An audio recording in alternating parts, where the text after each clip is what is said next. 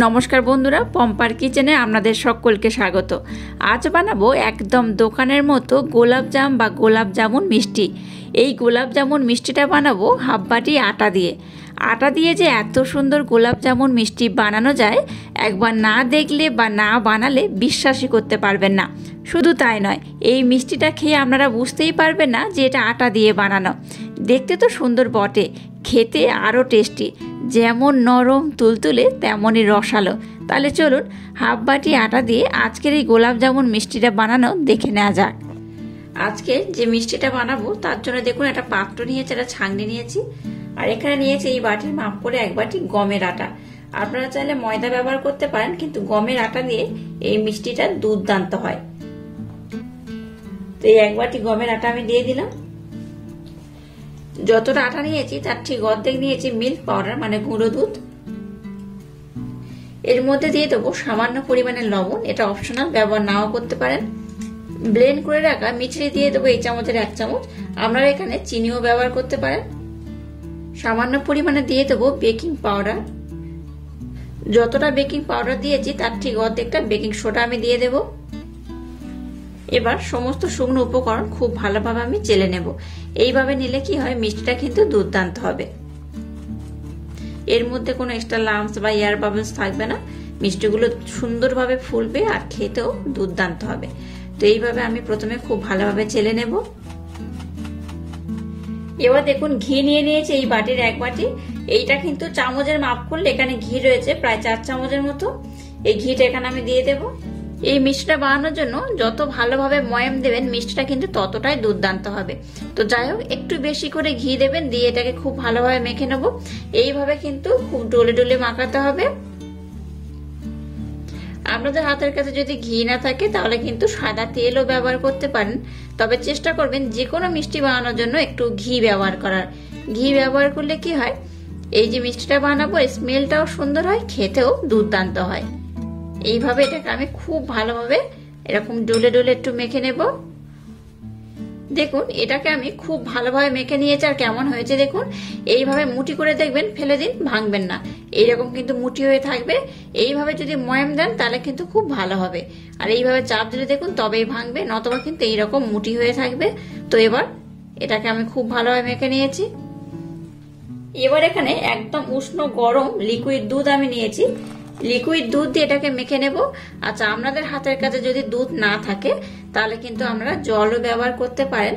একটু দুধ বেশি করে দিলে কি হয়, মিষ্টির টেস্টটা দ্বিগুণ বেড়ে যায়, একদম দোকানের মতো পারফেক্ট হয়। তো যাই হোক, এবার আমি অল্প অল্প দুধ দেব আর একটা টাইট ডো বানিয়ে নেব। ডোটা যেমন খুব নরম হবে না তেমন টাইটও হবে না। এটা মেখে নেওয়ার পর আমি আপনাদের দেখিয়ে দেব মিশ্রণটা কেমন হবে। দেখুন আটা আর গুঁড়ো দুধের মিশ্রণটাকে কিন্তু আমি একদম রেডি করে ফেলেছি। আর মিশ্রণটা কেমন হয়েছে দেখুন, খুব টাইট হবে না আবার খুব নরমও হবে না। এই দেখুন, দেখতেই পাচ্ছেন কেমন হয়েছে। এই দেখুন এইরকমই হবে। যেহেতু এখানে মিল্ক পাউডার মানে গুঁড়ো দুধ ব্যবহার করেছি, তাই কিন্তু মিশ্রণ একটু চিটচিটে ভাব হবে, তাতে কোনো সমস্যা নেই। তো যাই হোক, মিশ্রণটা আমার একদম রেডি হয়ে গেছে। এবার এটাকে আমি রেস্টে 5 মিনিটের জন্য রেখে দেবো। 5 মিনিট আমি ততক্ষণ আর একটা কাজ কমপ্লিট করব, আর এটাকে আমি 5 মিনিটের জন্য রেস্টে রেখে দেবো। এবার দেখুন গ্যাসটা জেলে দিয়ে একটা কড়া বসিয়ে কড়াটাকে একটু হালকা গরম করেছি। এবার এর মধ্যে দিয়ে দেবো এই বাটির মাপ করে 1 বাটি চিনি, আর ওই একই বাটির মাপ করে এখানে আমি 2 বাটি জল দিয়ে দেবো। এই 2 বাটি জল আমি দিয়ে দিলাম। গ্যাসের ফ্লেমটাকে এবার মিডিয়াম টু হাই দিয়ে একটা ভালো রকমের ঘন শিরা আমি বানিয়ে নেব। 1 তার 2 তার যেমন হয় ঠিক সেই রকম কিন্তু একটু ঘন শিরা বানাতে হবে। আবার খুব বেশি ঘন করলে হবে না, একটু ঘন হবে। তো আমি আপনাদের চিনির শিরাটা বানিয়ে দেখিয়ে দেবো যে এই শিরাটা কেমন হলে আজকের মিষ্টির মধ্যে এই শিরাটা প্রবেশ করবে আর খুব সুন্দর খেতেও হবে, দুর্দান্ত টেস্ট হয়। তো যাই হোক, প্রথমে আমি চিনির শিরাটাকে খুব ভালোভাবে বানিয়ে নেব। চিনির শিরাটাকে আমি ফুটতে বসিয়ে দিয়েছি। এবার আমি এখানে মিষ্টিগুলো বানিয়ে নেব। আর মিশ্রণটাকেও 5 মিনিটের জন্য রেস্টে রেখে দিয়েছিলাম, মিশ্রণটাকে নিয়ে নিয়েছি। এবার এখান থেকে আমি একটু লেচি কেটে নেব। আজকের মিষ্টিটা আমি যেভাবে বানাবো আমার মতো একবার ট্রাই করবেন, দুর্দান্ত খেতে হয়। আর লেচিগুলো দেখুন আমি খুব বড় করব না আবার খুব ছোটও করব না, মিডিয়াম হবে, এইরকমই হবে। 1 বাটি গমের আটা দিয়ে যে এত সুন্দর মিষ্টি বানানো যায়, আপনারা একবার না দেখলে বিশ্বাসই করতে পারবেন না যে এত সুন্দর একটা মিষ্টি বানানো যায়। তো যাই হোক, এইভাবে কিন্তু মিষ্টিগুলোকে আমি বানিয়ে নেব, আমি আপনাদের দেখিয়ে দিচ্ছি। এবার এটাকে আমি এইভাবে গোল করে নেব, হাতের মাধ্যমে একটু চেপে চেপে, যাতে না ফাটল ধরে সেইভাবে কিন্তু এটাকে গোল করে আমি বানিয়ে নেব। আপনারা চাইলে লম্বা শেপও দিতে পারেন, চারকোনা দিতে পারেন, আপনাদের সুবিধা মতো কিন্তু বা মনের মতো কোনো ডিজাইন আপনারা করতে পারেন। আমি এটাকে এরকম গোল শেপ দিয়ে দেব। এই দেখুন কত সুন্দর গোল হয়েছে, দেখুন কোথাও কিন্তু ফেটে নেই, খুব সুন্দর হয়েছে। এইভাবে কিন্তু সবগুলোকে প্রথমে আমি গোল গোল করে বানিয়ে নেব। দেখুন সবগুলোকে আমি মিষ্টি শেপ দিয়ে গোল গোল করে বানিয়ে নিয়েছি। দেখুন চিনির শিরাটাকে আমি মোটামুটি একটু ঘন করে জাল দিয়ে নিয়েছি। এবার দেখুন দুটো এলাচ দানা আমি নিয়ে নিয়েছি, এই এলাচটাকে আমি মুখ ফাটিয়ে এর মধ্যে দিয়ে দেব। এটা দিলে কি হয়, এই মিষ্টিটার সেন্টটা কিন্তু খুব সুন্দর হয়। দেখুন শিরাটাকে আমি মোটামুটি একটু ঘন করে জাল দিয়ে নিয়েছি, আমি আপনাদের দেখিয়ে দিচ্ছি শিরাটা কেমন হবে। এই দেখুন দেখতেই পাচ্ছেন একটা কিন্তু একতারের সৃষ্টি হবে এইরকম। খুব ঘন করবেন না, আবার খুব পাতলাও রাখবেন না, এইরকমই হবে। যাই হোক, এবার আমি গ্যাসটাকে বন্ধ করে দিলাম। গ্যাসটাকে বন্ধ করে চিনির শিরাটাকে ঢাকা দিয়ে আমি রেখে দেব।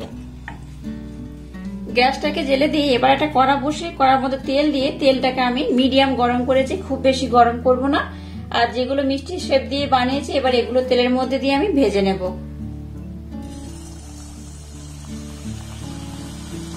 একেবারে খুব বেশি আমি দিয়ে দেব না, অল্প অল্প দেব আর খুব ভালোভাবে ভেজে নেব। আচ্ছা, এটার মধ্যে কিন্তু কোনো হাতা বাতা দিতে যাবেন না, এইভাবে একটু কড়াটাকে নাড়িয়ে চাড়িয়ে কিন্তু এটাকে ভেজে নিতে হবে। এইভাবে একটু নাড়াচাড়া করবেন, দেখবেন এটা অটোমেটিক কিন্তু গোল হয়ে ফুলে যাবে। আমি যেহেতু কম তেল দিয়েছি তাই কিন্তু একটু কম কম দিয়ে মিষ্টিগুলোকে আমি ভেজে নেব। একেবারে খুব বেশি দিলে কিন্তু মিষ্টিগুলো ফেটে যাওয়ার সম্ভাবনা থাকে, খুব একটা ভালো হয় না। তাই দেখুন এটাকে আমি চারটে চারটে করে দিয়েছি, আর এইভাবে কিন্তু কন্টিনিউ আমি এই কড়াটাকে একটু নাড়াচাড়া করছি। এইভাবে নাড়াচাড়া করলে কি হবে, মিষ্টিগুলো তো গোল থাকবে, খুব ভালোভাবে ফুলেও যাবে আর খুব সুন্দর কিন্তু কালার হবে, মানে প্রত্যেক দিকটা কিন্তু একই রকম কালার হবে, দেখতেই পাচ্ছেন। এবার আমি একটা হাতা দিয়ে আমাদের দেখাচ্ছি, দেখুন এই দেখুন এইভাবে করলে কি হয়, দেখুন প্রত্যেকটা কিন্তু গোল হয়েছে। এই দেখুন প্রত্যেকটা কিন্তু খুব সুন্দর হয়, তাই এখন আমি কিন্তু হাতা দিচ্ছি না। আর কালারটা দেখতে পাচ্ছেন কত সুন্দর কালার হয়েছে। আপনারা চাইলে এটাকে একটু খুব বেশি লাল করতে পারেন, আবার খুব বেশি লাল নাও করতে পারেন। তো দেখুন এর কালারটা কিন্তু খুব সুন্দর এসেছে, আমি আর খুব বেশি লাল করব না। এইরকমই অবস্থা আমি এটা উঠিয়ে নেব। আর একদম দেখুন দোকানের যেমন মিষ্টি হয়, গোলাপ জামুন যেমন মিষ্টি হয়, ঠিক গোলাপ জামুনের মতোই হয়েছে। দেখুন কত সুন্দর কালার হয়েছে, দেখুন এইভাবে কিন্তু আমি এগুলোকে ভেজে উঠিয়ে নেব। একইভাবে সবগুলোকে আমি দিয়ে দেব। চিনির শিরাটাকে দেখুন আবারও আমি গ্যাসটাকে জেলে দিয়ে চিনির শিরাটাকে বসিয়ে দিয়েছি।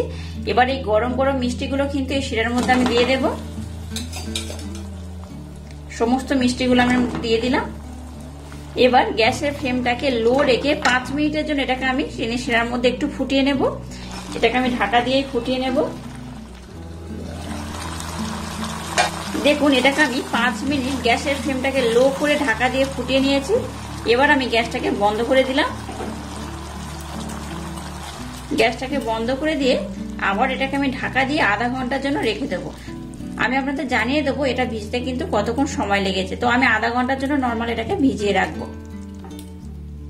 মিষ্টিগুলোকে দেখুন আমি 1 ঘন্টার জন্য ভিজিয়ে রেখে দিয়েছিলাম, আর কত সুন্দর হয়েছে দেখুন। আপনারা চাইলে কিন্তু মিষ্টিগুলোকে ওভারনাইটের জন্য ভিজিয়ে রাখতে পারেন, তাতেও কিন্তু কোনো সমস্যা নেই, বরং ভালো করে কিন্তু মিষ্টিগুলো খুব রসালো হবে। আর দেখতেই পাচ্ছেন কতটা লোভনীয় দেখতে হয়েছে। এটা দেখতে যেমন সুন্দর, খেতে তেমনই দুর্দান্ত।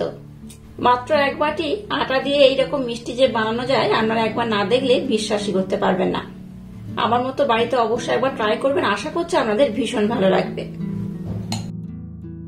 সমস্ত মিষ্টিগুলোকে দেখুন আমি এই প্লেটের মধ্যে সার্ভ করে নিয়েছি, আর কত সুন্দর দেখতে হয়েছে দেখুন, অসম্ভব সুন্দর দেখতে হয়েছে। তো আমি একটা কেটে আপনাদের দেখাচ্ছি এটা কতটা সুন্দর হয়েছে, আর ভিতর থেকে কতটা নরম রসালো তুলতুলে হয়েছে। আমি একটা কেটে আপনাদের দেখাচ্ছি, দেখুন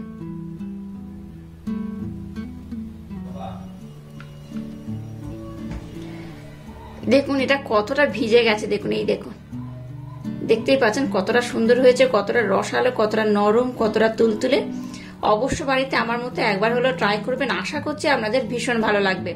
আর আজকের এই মিষ্টির রেসিপিটা যদি আপনাদের ভালো লাগে তাহলে চ্যানেলটাকে লাইক, শেয়ার, কমেন্ট এবং সাবস্ক্রাইব করবেন আর পাশে থাকা বেল আইকনটা প্রেস করে দেবেন। তাহলে টাটা, আবার দেখা হচ্ছে নতুন কোনো রেসিপি নিয়ে।